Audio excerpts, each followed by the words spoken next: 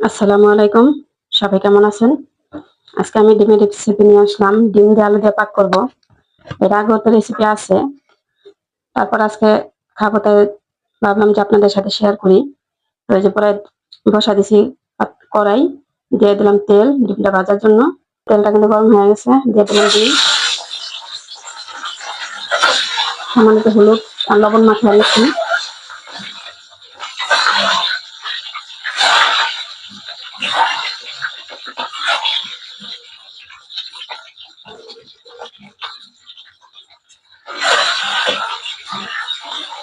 ডিমটা কিন্তু ভাজা হয়ে গেছে, আমি ডিমটা নামাই নিই। ডিমটা উঠাই নিচ্ছি। এরপর যে আমি দিয়ে দিলাম পেঁয়াজ, আর এই পাশে কিন্তু আমি ডাল দিয়ে সাজনা দিয়ে পাক করতেছি। যে ওইটা পানি দিয়ে দিছি, যে আর এখানে আমি ডিম দিয়ে আলু দিয়ে পাক করবো। পেঁয়াজটা লাল হোক, পেঁয়াজটা লাল হয়ে গেছে, দিয়ে দিলাম পানি, দিয়ে দিলাম আদা রসুন বাটা, হলুদের গুঁড়া, মরিচ গুঁড়া, ধনিয়ার গুঁড়া, লবণ। আমার সব মশলা দেওয়া শেষ। জিরার গুঁড়াটা আমি দিলাম না, জিরার গুঁড়াটা আমি যখন তরকারিটা নামাবো তখন দিব। দুইটা তেজপাতা। এরপর যে আমি টমেটো দিয়ে দিলাম, কাঁচা মরিচ, টমেটো, আর দিয়ে দিলাম আলু। এগুলো দিয়ে আমি সামান্য একটু পানি দিই, পানি সামান্য একটু পানি দিয়ে আমি মশলাটা ভালো করে আলুটা কষাই নিই। এরপর যে আমি ঢাকা দিই, কষানো হোক। দেখি আজকে আসেন তরকারির কি অবস্থা, কষানো হইলো কিনা। কষানো হয় নাই, আর একটু কষানো হোক। দেখি তরকারি কষানো মনে হয়ে গেল, কষানো হয়ে গেছে।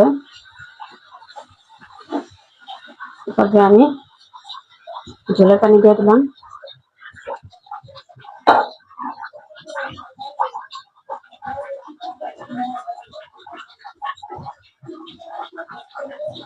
আর একটু পানি দিয়ে দিলাম, যেহেতু আলুটা কিন্তু সেদ্ধ হয় নাই, আলুটা সেদ্ধ হবে। আমি এখন আবার ঢেকে দিই বলক আসার জন্য।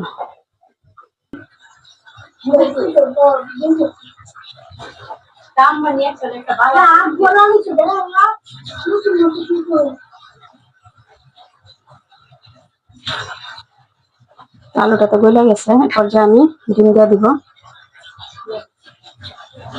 যে দিয়ে দিলাম ডিম, বিসমিল্লাহ।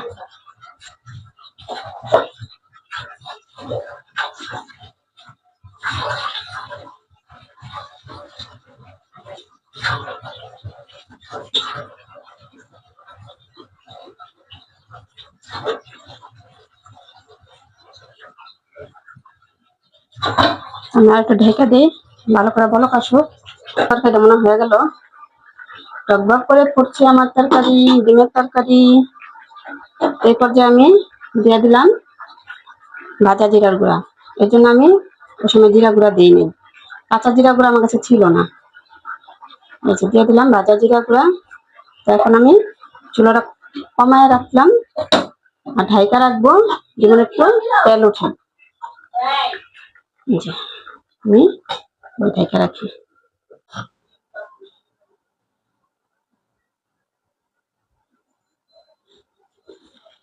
আলু দিয়ে ডিম দিয়ে পাকানো শেষ, এবার খাওয়া দাওয়ার পালা। আর এই যে দেখেন, মাথা দিয়া কচুলতি রাইন্দা লইছে আমার ননাসে। তার ভাইয়ের মাথা খাই তা তো না, তার হয় না, মাছের মাথা খাওয়াইতো, বুঝছেন। এখন আমরা খাবো। তো ডিম দিয়ে আলু দিয়ে পাক কেমন হইলো জানাবেন, পাশে থাকবেন, লাইক কমেন্ট শেয়ার সবকিছু দিয়া আমার একটু উঠানোর চেষ্টা করবেন। তো ঠিক আছে, আর দুষ্টুমি করবো না, মাফ করে দিয়েন। তো আজকে এই পর্যন্ত, সবাই ভালো থাকবেন, সুস্থ থাকবেন, আল্লাহ হাফেজ।